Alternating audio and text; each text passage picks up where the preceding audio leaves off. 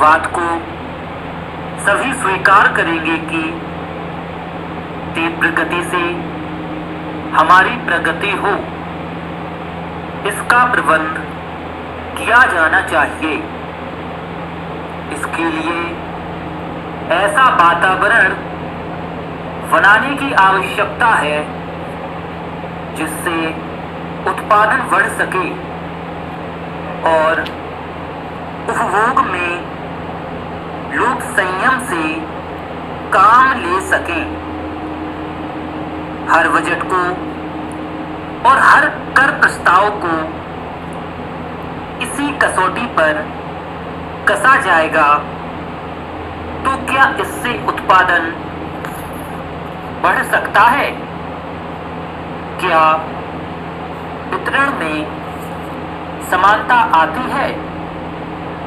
और तीसरी बात यह है कि क्या हम देश में ऐसा वातावरण बना सकते हैं कि लोग जितना कमाते हैं उतना खर्च ना करें, उसमें से बचाएं और उसे राष्ट्र की समृद्धि में लगाएं। अगर इस कसौटी पर सरकार की आर्थिक नीतियां कसी जाएं तो मुझे लगता है कि उनमें पर्याप्त सुधार की गुंजाइश है। मैं वित्त मंत्री की कठिनाई को समझ सकता हूं। विकास की आवश्यकता अधिक धन की मांग करती है। राज्य सरकारें अधिक टैक्स लगाने के लिए तैयार नहीं हैं। वे केंद्र से कर्जा लेकर अपना काम चलाना चाहती हैं। वहां कोई वित्तीय अनुशासन नहीं है। यह सारा बोझा केंद्र को उठाना पड़ेगा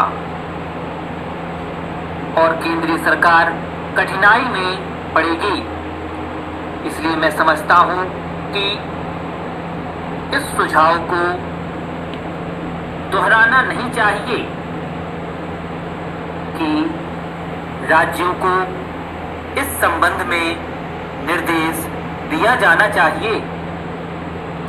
संविधान के अंतर्गत केंद्र इन राज्यों को भी निर्देश दे सकता है कि वह अपने साधनों के अंतर्गत अपने खर्च को चलाएं।